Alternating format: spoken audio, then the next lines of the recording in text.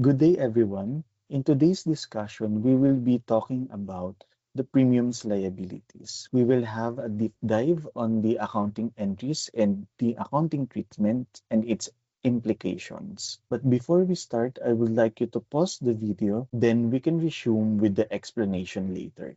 For the premiums and warranties, we will apply PFRS 15 or the accounting standard for the revenue of contracts and PAS 37, the accounting standards for provision. Our formula guide will be if we are solving for a premiums, so we have here the total expense per policy less the actual cost incurred to date, then we can compute for the provision or the estimated liability.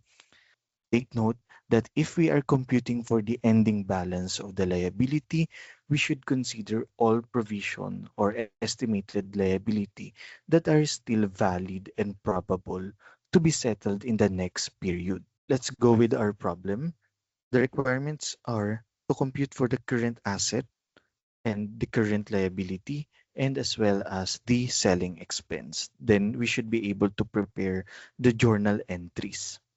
Background for our problem, ABC Company manufactures a special laundry soap. They will be giving a premium of towel in exchange of two proof of purchase of this special laundry soap.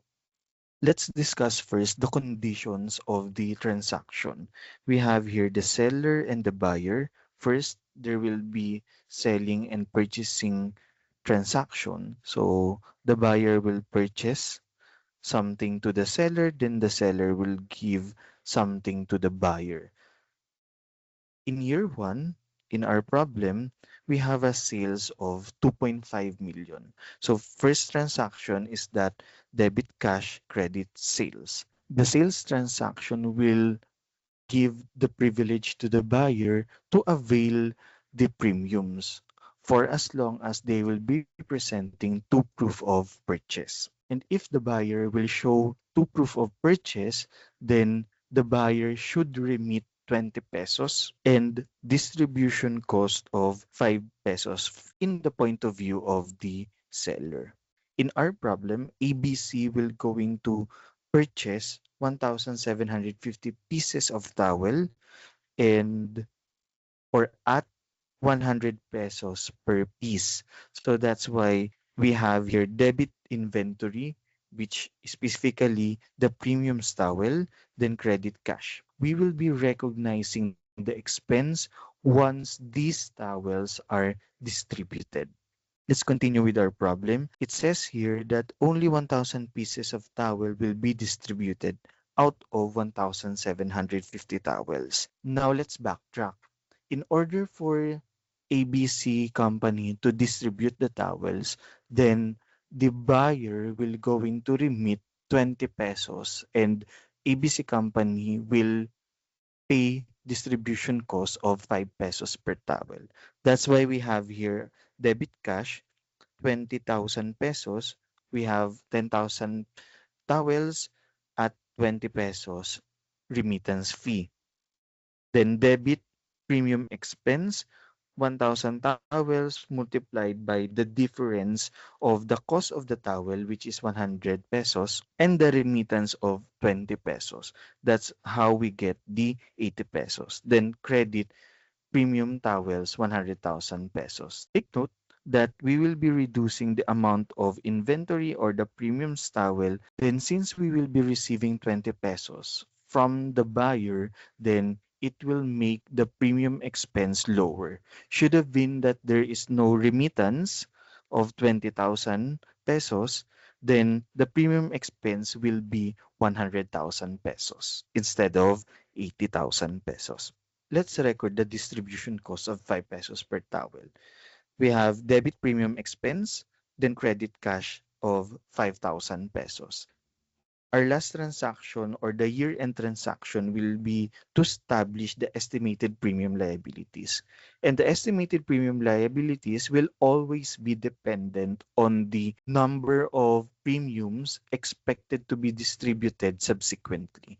In our case, we have 600 pieces, 600 multiplied by 85 pesos, 51,000 pesos. Debit premium expense, 51,000. Credit estimated liability, 51,000 as well. How did we get the 85 pesos? We have 100 pesos less 20 pesos plus 5 pesos because that is the total net amount or net outflow or the total payment that you made for the premium of towel.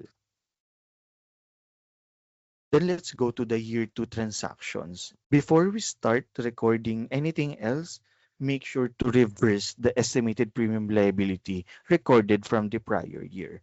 So we have here debit estimated premium liability and credit premium expense 51,000 pesos. That will reduce or make the liability zero. For year 2, we have soap sales transactions 625 higher than prior year. So 3.125 million debit cash credit sale 3.125 million. Then likewise with our year 0 then likewise with our year 1 transaction, we will be debiting premium towels credit cash coming from the amount of premiums purchased. In this case, it's 200,000 pesos. Next, we will be distributing 800 more towels from the last year or 1,800. Same concept. We will be reducing the amount of premium expense by the remittance of 20 pesos from the buyer.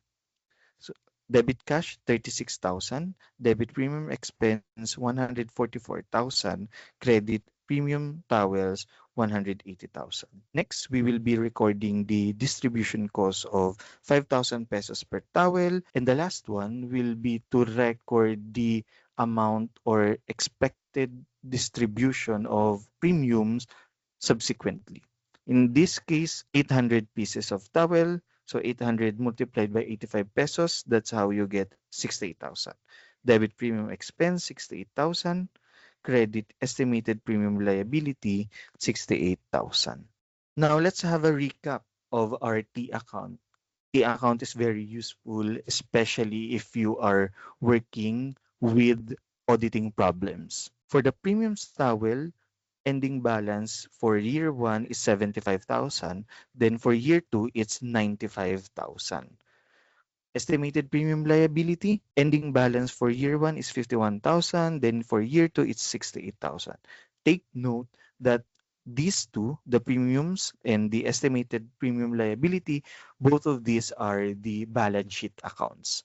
So answer for requirement A are from premiums, then for letter B coming from the estimated premium liability.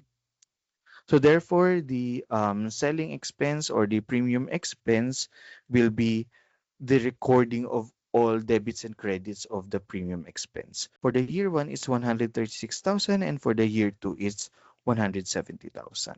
Okay, so kindly take note that we will not be carrying it over the 136,000 here in year 1 to our year 2 to get 170 simply because this is an IS account. So we will be closing it in our books with income summary accounts. That's the end of our lecture video. Thank you all for watching.